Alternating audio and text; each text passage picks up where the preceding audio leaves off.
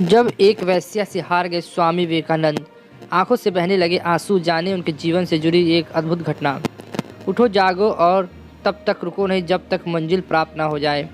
यह जीवन अल्पकालीन है, संसार की विलासिता क्षणिक है, लेकिन जो दूसरों के लिए जीते हैं वह वास्तव में जीते। गुलाम भारत की ये बातें स्वामी विवेकानंद ने अपने प्रवचनों में कही थी।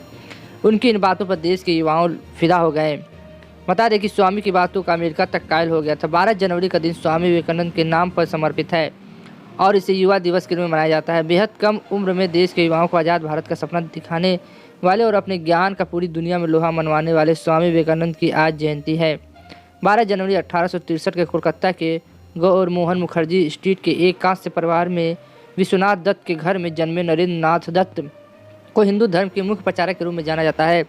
सनातन धर्म का प्रतिनिधित्व करने वाले विवेकानंद का जिक्र जब कभी भी आएगा, उनके अमेरिका में दिए गए यादगार भाषण की चर्चा जरूर होगी। यह एक ऐसा भाषण था जिसने भारत की अतुल्य विरासत और ज्ञान का डंका बजा दिया था। वैसा के मोहल्ले में था विवेकानंद का घर। विवेकानंद हिंदुस्तान के एक ऐसे सन्यासी रहे जिनके संदेश आज भी लोगों को उनके अनुसरण करने के लिए मजबूर कर देते हैं और उनके अनुयायी देश ही नहीं बल्कि विदेशों में, दुनिया के हर कोने में नजर आते हैं।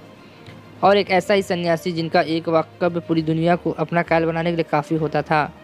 लेकिन उनके जीवन से जुड़ी एक घटना शायद आप नहीं जानते होंगे। अपने ज्ञान के बल पर दुनिया का दिल जीतने वाले वही स्वामी विवेकानंद एक बार एक वेश्या के आगे हार गए।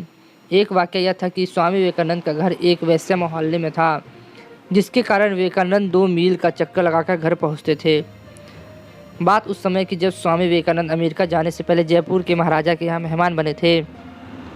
कुछ दिन वहाँ रहने के बाद जब स्वामी जी के विदा लेने का समय आया तो राजा ने उसके लिए एक स्वागत समारोह रखा। उस समारोह के लिए उसने बनारस के एक प्रसिद्ध वेश्या को बुलाया। जैसे ही वेश्या विवेकानंद जी के कमरे के बाहर पहुंची, उन्होंने अपने आप को कमरे में बंद कर लिया।